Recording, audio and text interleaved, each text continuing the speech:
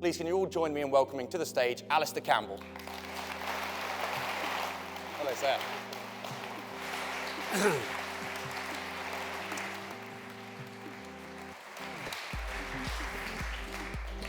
Thank you very much for joining me. That's all right. So this is your podcast, yeah? This is my podcast. We're now recording a podcast. We're now recording a podcast. We're live. Okay. Not quite live, but here we are. You know it's all about the sound, don't you? Yes, how are we doing? Okay. Good. Can everyone hear? I'm not thinking about them. I'm thinking about the. He's thinking about the downloads when we actually release it. Thank you. Yeah. So, Alastair, you start every day with a 1 to 10, don't you? I do. Are you happy to say what you were this morning? 4. And are you happy to explain to everybody what your... My scale. Yes. So my scale is 1 to 10, and it's just a little conversation I have with myself every morning. When I wake up, or sometimes just after I've woken up, I might be brushing my teeth or shaving, and I'll say, what are you? And 1 is a kind of oblivious delirium, which I've never experienced. 1 means that Donald Trump doesn't exist. Boris Johnson never went into politics. Burnley are playing in tonight's Champions League semi-final against Real Madrid, right? It doesn't exist, okay? 2 exists, and 2, I've been at 2, and 2 is like a kind of manic, demonic energy, which is amazing but dangerous. 3 and 4 are kind of where I like to be. I've got a lot of energy, I feel happy, I feel content in my own kind of surroundings. I'm getting on at home, the dog loves me, the kids aren't causing me too much grief, and things kind of feel like I've got purpose and what have you. 5 is kind of, I think, where a lot of people live their lives. 5 is kind of okay. It's okay, yeah, things are fine. 6, I'm starting to feel a bit low, a bit lacking in energy. 7, I'm starting to feel a kind of deep melancholy that is beyond just feeling a bit pissed off with life. 8 is kind of quite a profound depression. 9, I can't get out of bed. And 10 is suicide, okay? And I deliberately have suicide as a way of, I guess, telling myself that's the dangers. They're the 2 danger zones either side that I've really got to be careful about avoiding. And, you know, and it's always very moving when you hear people like Tim talk about people who are lost to suicide. I've been there. I've been very, very close to that. And the scale helps me in a way. It's because if I wake up and I'm 7, there are things that I've developed and tactics that I've developed through my life, not least with help through a psychiatrist, that I can do things and say things to myself that don't always work, but I can push myself up the scale. So that's my scale. Thank you for sharing. Now, you also are incredibly passionate about your family, something that means a lot to you. When you were growing up, did you have a tight-knit relationship with your siblings? Was there plenty of rivalry, apart from the bagpipes, obviously? Yeah, so I was one of 4. In fact, I've just been talking to my sister. We're the only 2 left. Both my brothers died age 62. So when I went through my 62nd year, I felt pretty good about that. We were very tight. We were a Scottish family growing up in England. I think that's always given me a sense of kind of outsiderness. And I quite enjoy that. I'm not a kind of establishment person, I don't think. I like to feel that I'm outside, looking in, as opposed to being a complete insider. We were competitive. I think I was probably always, I was the 3rd boy, and my sister. And here's one. I mean, I'm sure lots of psychiatrists would love to have this bit of info. When my mother died, we found a letter that she wrote to her sister when I was born that said, "Sadly, another boy." But he's very nice. So, yeah, I was the third of three boys with a younger sister. Tight, close family, yeah, I'd say so, yeah. And when you were growing up, when did you first become aware of your own mental health? I don't really know the answer to that. I first became aware of my own mental health problems, probably really, in terms of genuine awareness, was when I ended up in hospital in my 20s. Looking back, I can recall moments as a child when I can remember once we were on holiday in the Hebrides and I got in a fight with a kid who was, you were talking about being bullied, he was basically a bully, but I got in a fight with him and tried to stand up for myself and I got quite badly beaten. And I remember feeling this kind of incredible sense of isolation, anger, and feeling there was nobody there to help me. But I don't know whether that was a mental health thing or whether it was just a kind of a visceral, angry response, which I remember. But my first real experience of mental illness actually wasn't my own. It was my brother, who was diagnosed with schizophrenia in his early 20s. And that's when I really started to become very interested in it. So when I had my episode in my 20s, when I had psychosis, then my first fear was that's what I was having. I was following my brother's footsteps. And that was terrifying. It's terrifying anyway, because I was having this psychotic attack in a public place. So that's the first time I really thought, you've got a problem. And what happened as a result of that, I was arrested. I was behaving very oddly in Scotland. And I was arrested, and I was allowed out on condition I went to hospital, so I went to hospital.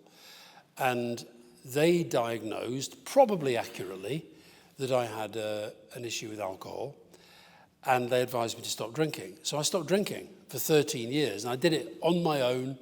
I did it without Alcoholics Anonymous. I just stopped drinking. And I don't think that was the issue. Yeah. And then so beyond that, the depressions kept coming, but I didn't identify them as depressions. That I just identified them as struggles and anger and feeling bad or sad or whatever. And it was only really in 2005 that I was actually self-harming. I was beating myself up physically, banging my head against walls and all that sort of stuff, punching myself in the face. And I remember we were out walking the dog one day, Fiona and I, and I was punching myself. And as I was punching myself, I can remember thinking, and Fiona was looking terrified, and I can remember thinking, you can't do this on your own anymore. I remember actually having that thought, you cannot do this on your own anymore. And as a result of that, the next day, I went to see somebody that a friend of mine had been seeing, who he'd been advising, a friend of mine who knew that I was getting very depressed at the time. And I mean, actually, tragically, this guy died recently. He had a terrible accident, but he was a real turning point. So when I wrote a book about my depression, Living Better, I dedicated it to this guy, David, because he, in a way, he was the guy that I guess opened my mind to the fact I'd accepted I couldn't do it on my own, and he became the person that helped me to get through it. So now, even though I still get depression, I still get very bad episodes of depression, I'm much, much, much better at dealing with them than I was. I think if anyone wants to hear about that in depth, check out one of the 21 books. They are incredibly insightful and fascinating, because we definitely can't share in detail Alastair's experiences. But I would like to revert back to what you were talking about with your brother, who experienced and lived with schizophrenia. And I wanted to know, first of all, do you recall when you first found out that he had schizophrenia, and how aware were you at the time of what that meant? So I would have been about 18. He would have been 21. He was in the army. He was in the Scots Guards.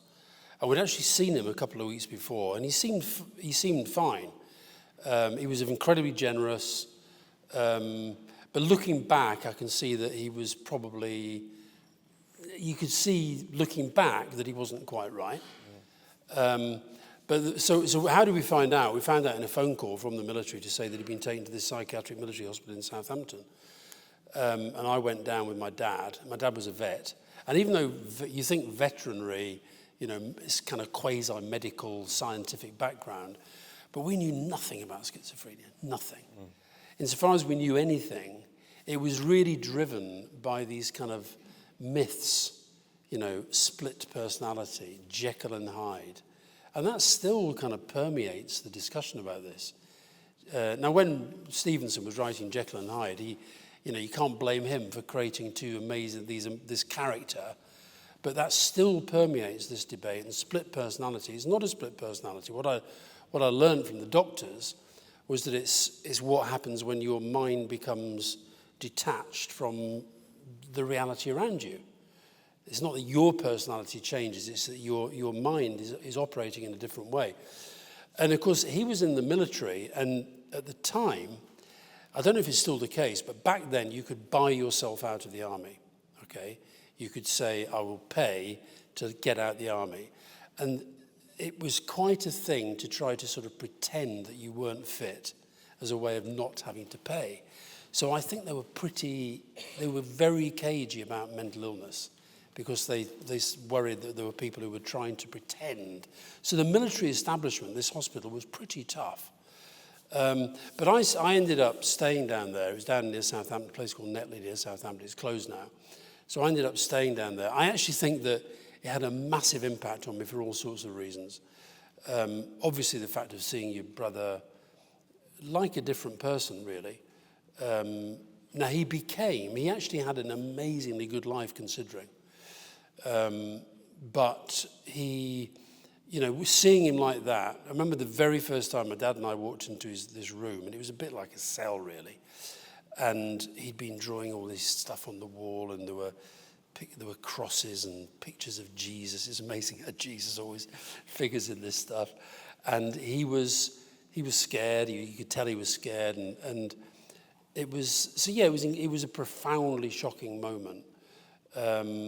And it was your brother, somebody that you know, and it seemed like he was a different person. He wasn't a different person. He was the same person. He just happened to be ill. And the illness was schizophrenia. But I think it was a problem that we knew very, very little about it.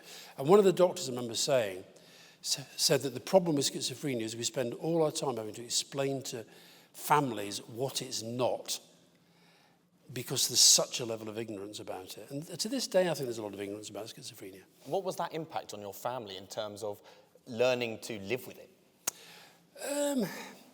It was just, look, people do learn to live with it and do learn to adapt it. And look, once he was diagnosed and he had to leave the army, he was invalided out of the army, like a lot of people, he was fine when he was taking his medication. Taking his medication made him feel that he was fine, and then he stopped taking his medication.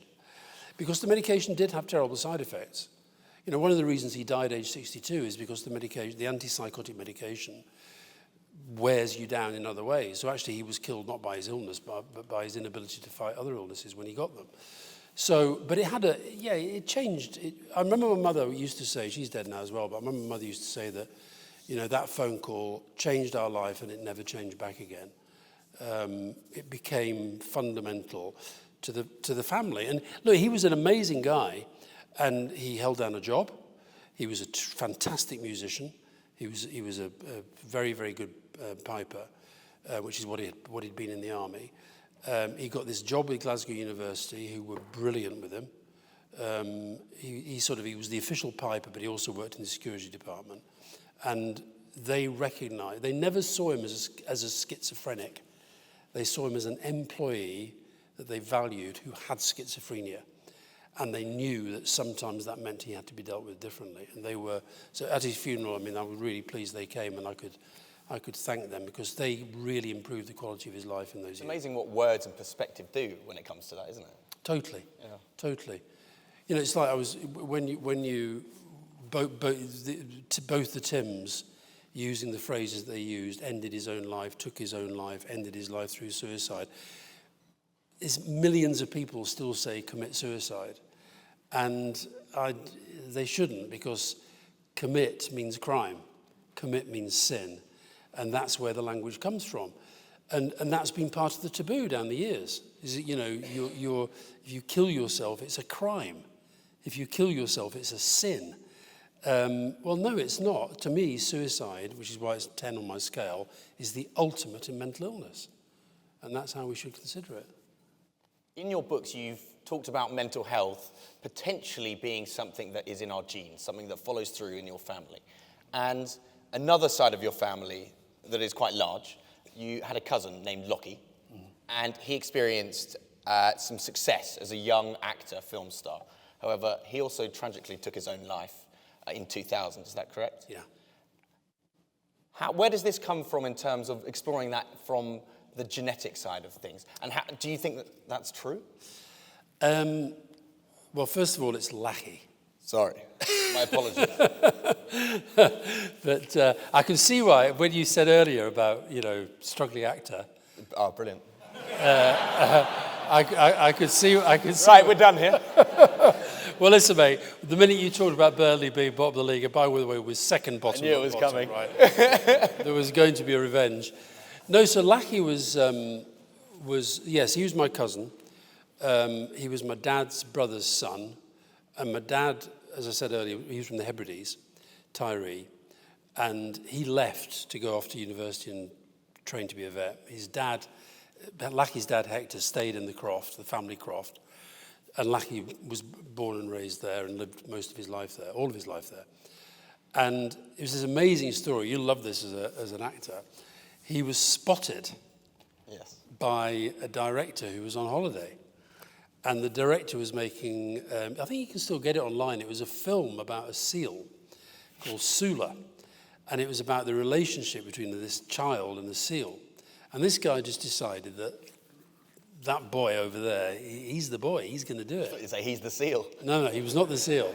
He was the actor. It did produce a kind of very instant fame of sorts. I mean, it wasn't, mega, but it was a very successful film at the time. And unsurprisingly, he thought, he'd quite like to be an actor. Like yourself, didn't really work out. So he went back to, and he was back, and he ended up doing, he was like, Tyree's a very kind of, it's only about 800 people now. So he he was working on the boats, he was a fisherman, he was a farmer, he was a driver doing this. And, I think the one thing that isn't genetic, I don't think you get mental illness through a line, as it were, and I'll come on to when I've studied that a little bit. But I think there's definitely a culture of alcohol abuse, for example, and he definitely did that. And a lot of members of my family have done that. And it's quite interesting because my dad's side is very kind of drinking heavy, and my mother's side is completely teetotal. Interesting. And I definitely went down that side, and one of my boys, as I say in the book, has gone down that side as well. Touchwood is fine at the moment. But Lackey, there was I don't think anybody had any sense that this was coming. People knew that he was drinking too much. They knew that he was probably a bit depressed from time to time, but no sign of it. And, and the fact he's got kids and he'd had a family and so forth. So, yeah, and he took his own life. And the thing about genetics though, I studied this for one of the documentaries in the books that I made, in one of the books I wrote. And I went to see a woman in Canada this is her field. She's worked on it for years, and I said, well, come on then, is there a genetic element? She said, well, it's very, very complicated, but basically no. Her view was that it's much more environmental. So that for example, if you are growing up in a drug-taking parentage, then there is a heightened possibility that you will see that through learned behaviour, you will do that. Likewise with alcoholism, likewise with other addictions. But you're not getting that because of a gene. That's her basic take on it. Sure. Well, as we've touched on environment then, let's talk about your work. And I want to say, perhaps you are and have been addicted to your work before. Is that fair enough? Mm-hmm. Absolutely. So where does that thirst for success come from? I don't even know if it's about success. I think it's thirst for doing things well. Mm-hmm. I think it's... I've always felt a drive in me to do things that are a bit different. I think I've always wanted to be different. And I don't mean by that, so for example, if you look at my family background, there's no reason why I would have gone to become a journalist. There's no reason why I'd have gone into politics. It wasn't a very political family. It certainly wasn't a media family. And I think I desperately wanted to do something a bit out of the mould. And I've always been a worker. I've always been somebody who, at school I worked hard. I mean, I may have messed around a lot, but I did work hard. I enjoy work. But I think at times definitely it has been an addiction. And that's been both a good thing and a bad thing. And touching on addiction, we've briefly talked about alcohol, but I'd like to talk about your relationship with alcohol when you were at your most stressed and at the peak of your career, shall we say, at the time anyway. How did you look at alcohol? Was it an escape? Was it an abusive thing? Or was it something that you felt comfort in? It's interesting you use the word relationship because we all have a relationship with alcohol. For some people, that relationship means I don't drink, okay? For other people, it's... So like Fiona, my partner, I don't think I've ever seen her drunk. But she drinks, but she'll never have more than 1, max 2 glasses of wine. I've just never been like that. I can be like that now. I now have the occasional drink, and it doesn't seem to bother me. But I went through... When I was drinking a lot...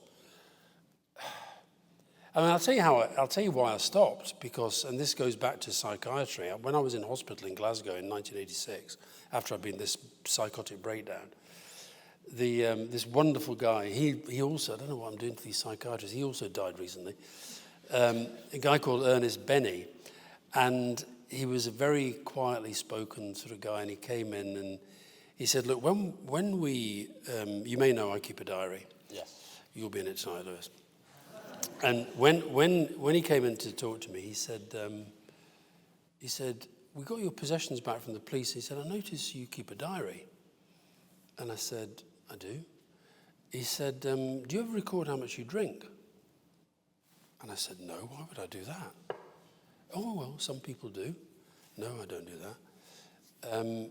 He said, do you think if I went back through one of these recent days, you'd be able to tell me how much you had to drink? And I'm now getting the hackles up and getting a bit defensive. Well, if you have to do that, if that's what you think, I mean, I'm not here because of drink, but if that's what you want to do, that's up to you. I get very itchy and defensive. And so anyway, he picked a day. And first of all, looking at my diary, it was like this sort of utterly manic micro handwriting. So he said, just read the diary to me. So I started to read through it. And it started, woke up, threw up. Waited for Fiona to go swimming, threw up again. And so he says, why did you throw up? And I said, I don't know, probably didn't feel very well. Okay. Went to work, and then and as we went through every stage of the day, he said to me, did you have anything to drink? And by the time I'd got to about 4 p.m., the penny dropped. And that's the first time. I mean, I refused to believe it when people said to me, you've got a drink problem. But I was literally sort of starting at 11, nipping out for lunch, had a long lunch. Remember David Mellor, the Tory minister? And please don't say Chelsea shirt, because Kelvin Mackenzie made that up. But by 4 o'clock, I'd drunk more than most people would drink in a month. And so that was my relationship with drink then. But it was also one of denial, because I actually could drink a lot without seeming, I was a functioning alcoholic. So I stopped for 11 years, just like that. I just stopped. But after those 11 years, there was also this occasion where you did then have a drink again. I did, yeah. What led you to do that again? No after idea. 11 years of ultimately success and abstinence? I've got no idea. I've got no idea. It was at an embassy in Germany. It was the British embassy in Bonn. And they were just wandering around with a tray of drinks, a bit like upstairs. And I just took a drink, and I have no idea why. And Tony, by the way, was terrified that I would drink. Because, as he once said, I'm worried about you finding religion, because I feel that if you've got religion, you become an Islamic fundamentalist. He was worried if I... But it didn't do anything to me, good or bad. And then later that summer on holiday, I told Fiona about it at the time, and she was, okay. And later that summer, we were on holiday, and I just had a glass of wine, and again, it didn't sort of... And I think the thing is, I think I'm an addict. I've got an addictive personality, and I have different addictions at different stages of my life. So definitely at various points, exercise has been an addiction, work is an addiction, still is, but I can control it better than I did. And the thing about the drink as well, when I was really drinking, it was beer and whiskey. I've not had beer or whiskey since 1986. And 1986 was the time when you had your breakdown, Yeah. which is fair to say.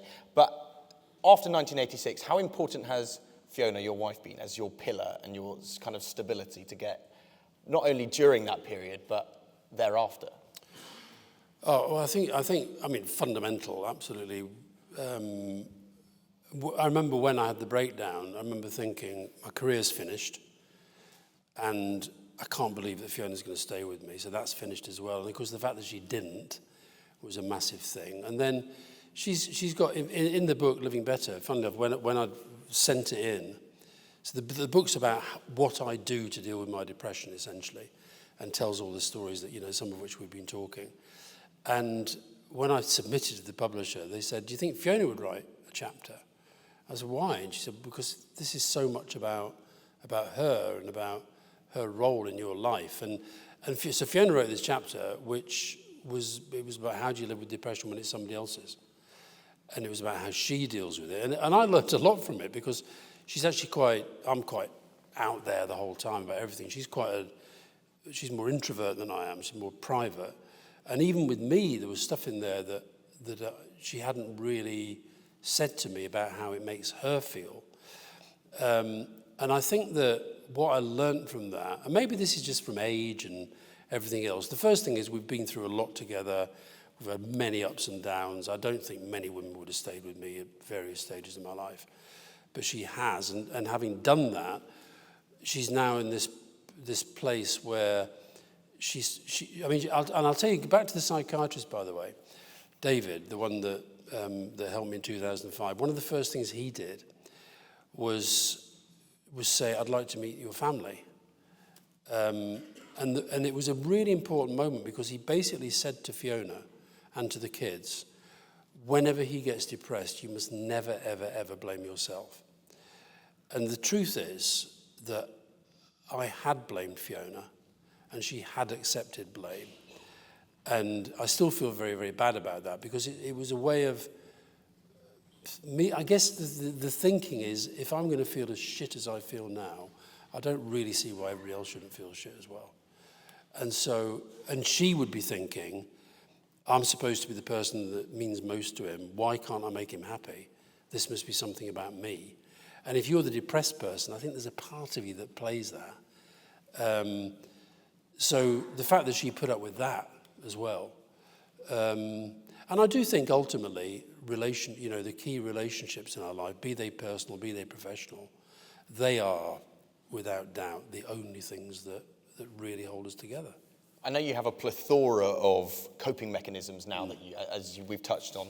What are your non-negotiables for looking after and managing your own mental health? And family, of course, being that number one. Well, yeah, but none of them are non-negotiable because, I can't pretend that I don't, mess around with them at times. I still overwork. I'm conscious of the fact that if I get very, very tired, I've got to be careful. But I do get very, very tired because I overdo it. So that's the first thing. I try and sleep's non-negotiable. I was out at Burnley got hammered at the weekend, and rather bad timing. It was the Player of the Year awards, and they'd asked me to go along, and it was a pretty sad event. But I could see around about 11:30 at night, this is going to be a long night. I did see, I won't name him because he's probably playing on Saturday, but I did see one of the players still in his suit as I was getting up for breakfast. And so, but I was, without doubt, I was first to bed. I've got to sleep. So sleep's important, diet's important, exercise is important. And I have lots of other ones, if obviously because of the world that I'm in and the work that I do, I have to kind of keep on top of what's happening in the world. But I don't listen to the news if I can listen to music. I don't read newspapers if I can read books. So these are all things that just I know help me keep my mind in a better place. I think sleep absolutely isn't something that you can't sacrifice. It's the thing that we need most, because we're charging. It's like a mobile phone. I'll tell you, in the run-up to my breakdown, I was the youngest news editor in Fleet Street. I was a high flyer. One of my reporters was a guy called Geordie Gregg, who went on to be an editor. He's still the editor of The Independent, I think, now. And he was a young reporter working for me. And I called him in one day and I said, Geordie, how much sleep are you getting? This was about 3 weeks before my absolute crack up. How much sleep are you getting? He said, I don't know, 7, 8 hours, something like that. And I said, let me tell you, Geordie, sleep is a waste of your time and mine. I mean, can you imagine if you said that today? To be fair to him, he ignored me, but that was my view. That was my view. Sleep was a time when you couldn't do the things that you had to do to get the story, to do the job, and I think that was one of the reasons why I cracked up. I became utterly obsessed with not sleeping. Well, a time when you were experiencing very little sleep, I have no doubt, was when you were working with Tony Blair. Now, when you were in this position, first thing I'd like to know is, what was that relationship like? How many times did you speak a day? And ultimately, what did he think of your relationship with alcohol at the time? Indeed, not sleeping and that sort of thing. Was he ever concerned about those thoughts of 1986 and your mental health? I was very honest about when he asked me to work for him, because I said no, first of all, and one of the reasons was because of, worries about my mental health. And he wore me down, and he turned up on holiday, and he talked me into it. So that's fine. That's kind of what politicians do when they want something. But I was very, very honest with him. I told him, he knew I'd had the breakdown. He knew about the drink thing. He didn't worry about the drink thing because he had no reason to. He would have been worried. And when I had that drink in Germany, I didn't tell him because I knew it would probably worry him a bit. When he found out that I was having the occasional drink, he was quite alarmed. But that was well after I'd left, I think. So there was no worries on that front. I worried about the stress because I love pressure, but I hate stress. Sure. And I think hand in hand, though.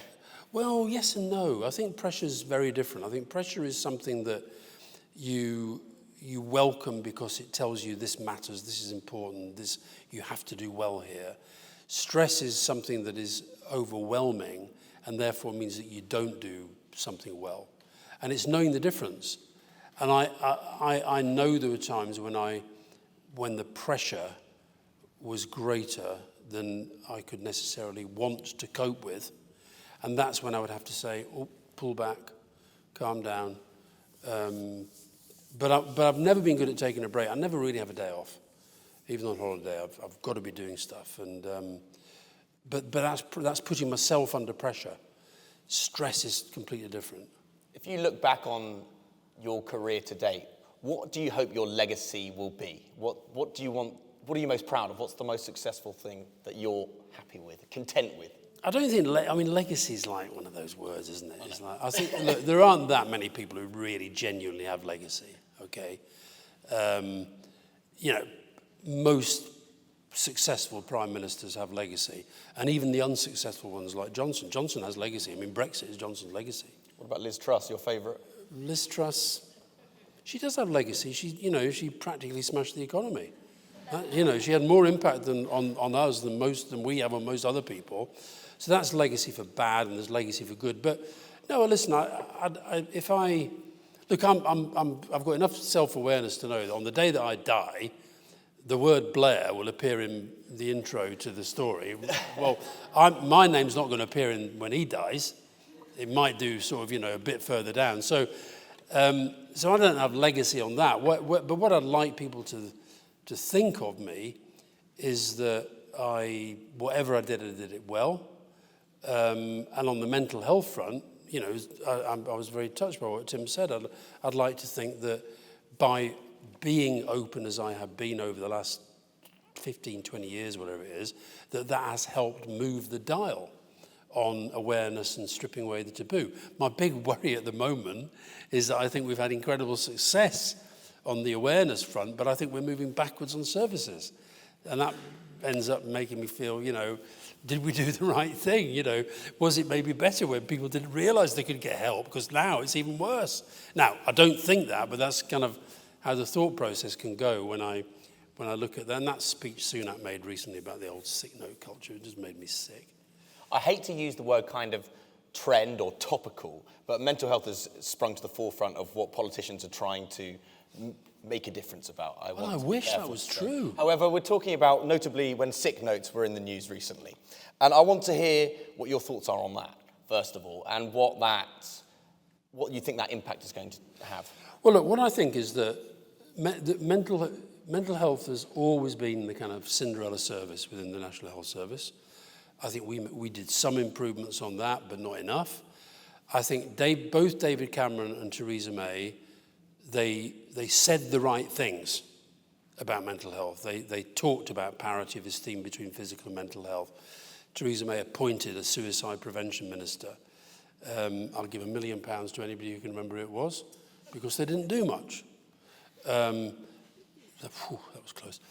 You had to shout the name out straight away. Remember? No, Jackie Price Doyle, I think her name was, or Doyle Price, I can't remember. Legacy. And so they were pointing in the right direction.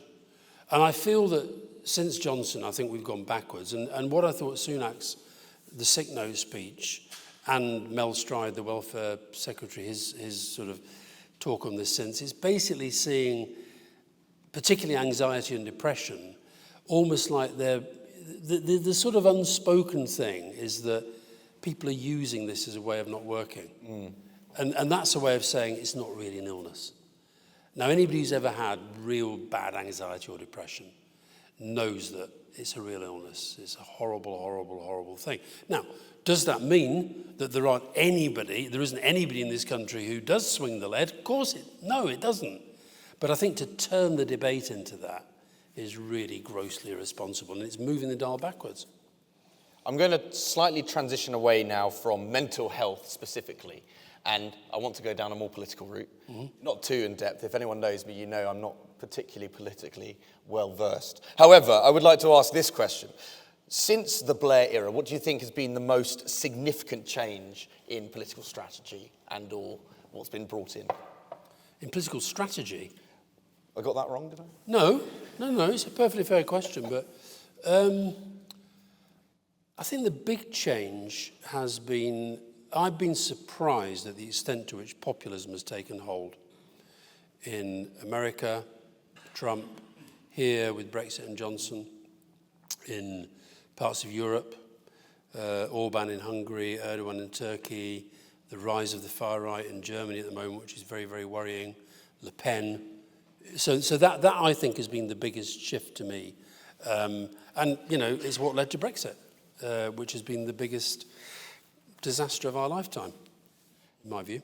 And with your podcast as well, being part of this growth of media, social media, and opportunity for reaching new people, how do you view this concept of free speech and the regulation of social media? Because there's a lot of talk about it, specifically with younger children and allowing certain amounts of time, certain apps with certain age groups. But what do you think that looks like, and can we ever monitor that and indeed regulate it?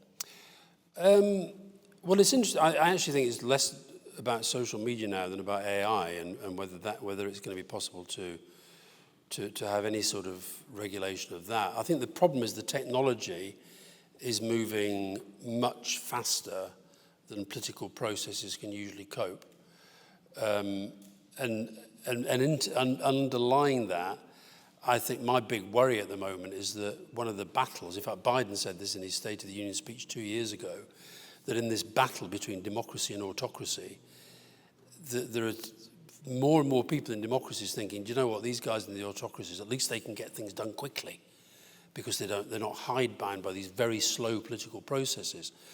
And I remember when Zuckerberg was giving evidence at Congress, they were all speaking English. Okay, he was speaking English, and the congressmen and women were speaking English. Amazing. But they were foreign languages. They were speaking different languages. And that's because of the generational change and the pace of change that this technological stuff is doing. So I don't know how you can regulate this other than on a kind of non-national, global basis. And at the moment, the non-national, global stuff is very, very hard to fix anything because of these fundamental divisions between a kind of American pole and a Russia-China pole, with these other poles then developing elsewhere. So I think in the end, it's about whether the people who have the power and the wealth within this space also have the responsibility to match. And my worry at the moment is that they don't, and that's when politicians have to step in. But the politicians are stepping into a field that they don't really fully understand. Definitely, I think that's absolutely correct.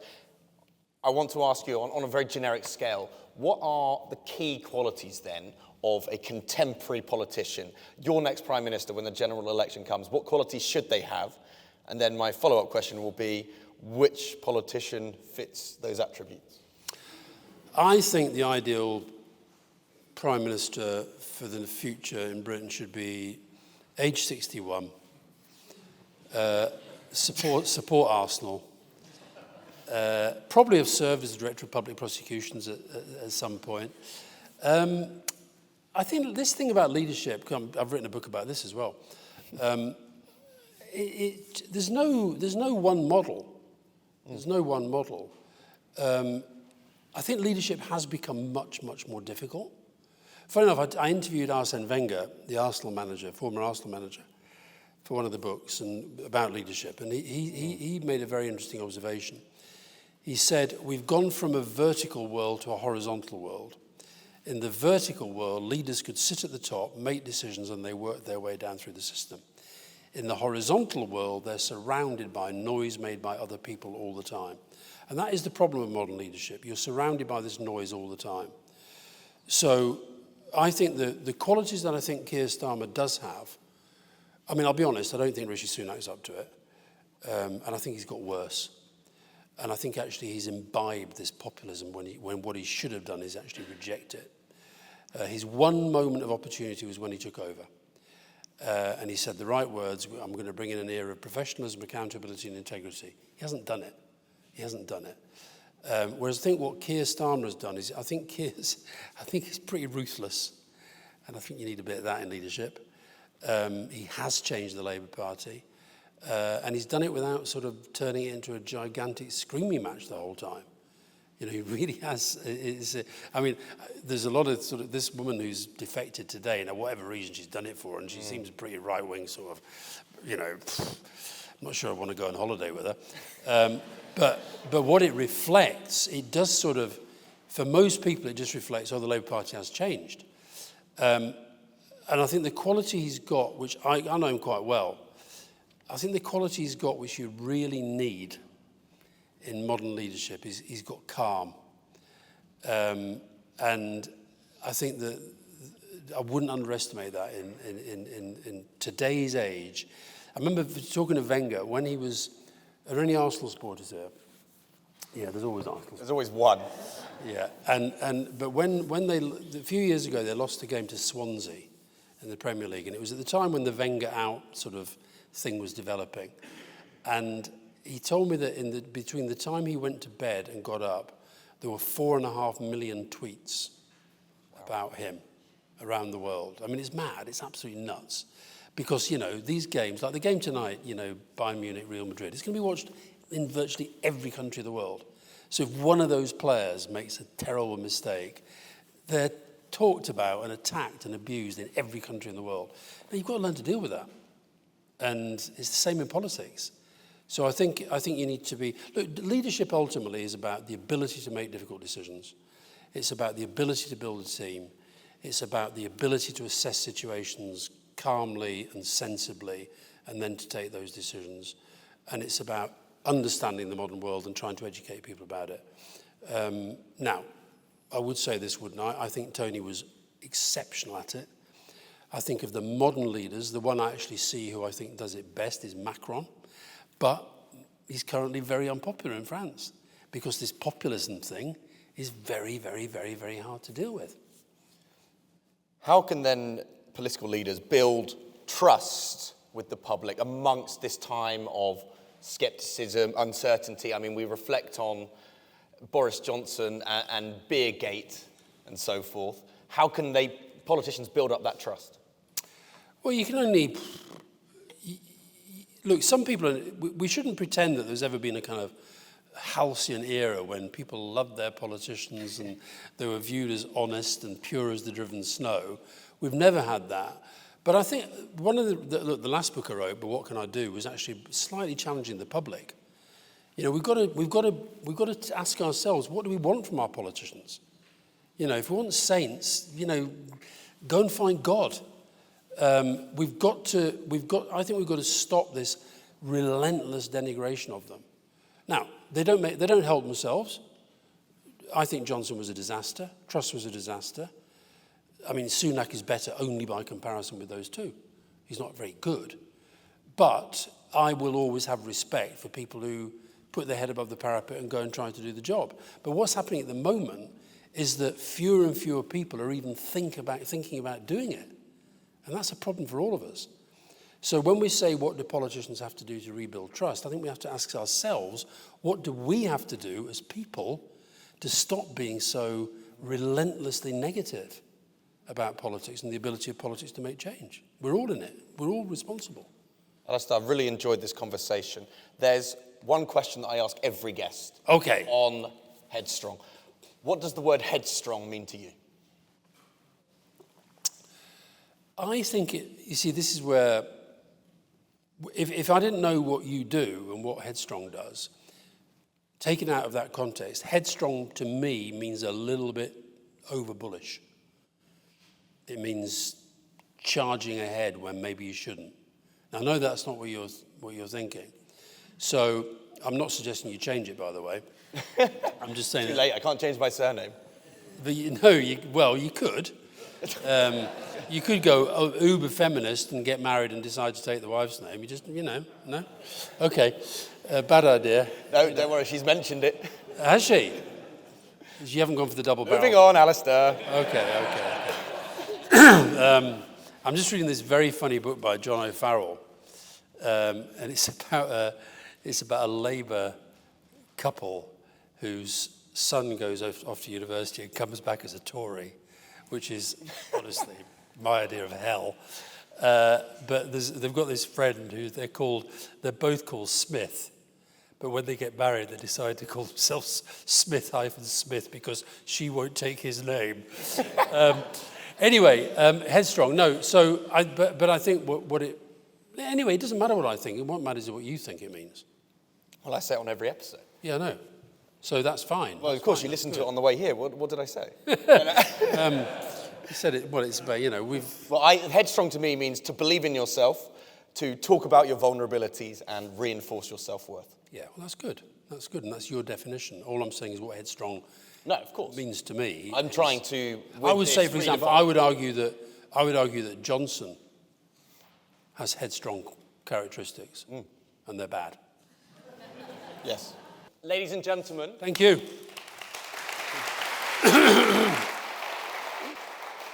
So just a couple of quick words before you go refill your glasses. I'm aware that we've gone slightly over, so I'm sure some of you are itching.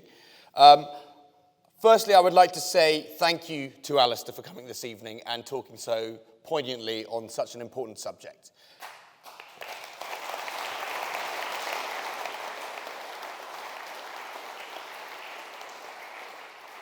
When you do go upstairs, I'd like to say it's not a hard 8 o'clock stop. Please enjoy the facilities for as long as you wish or until we run out of wine.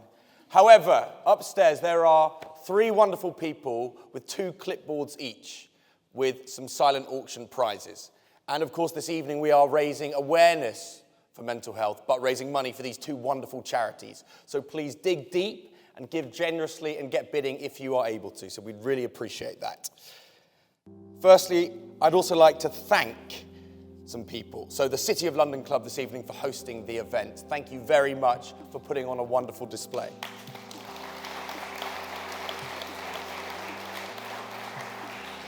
I would like to thank the crew that came this evening, to my 3 assistants that are helping with the silent auction, to Victoria, who has helped with ticketing relentlessly, to Oliver Brown, the tailors who dressed me this evening. Thank you very much.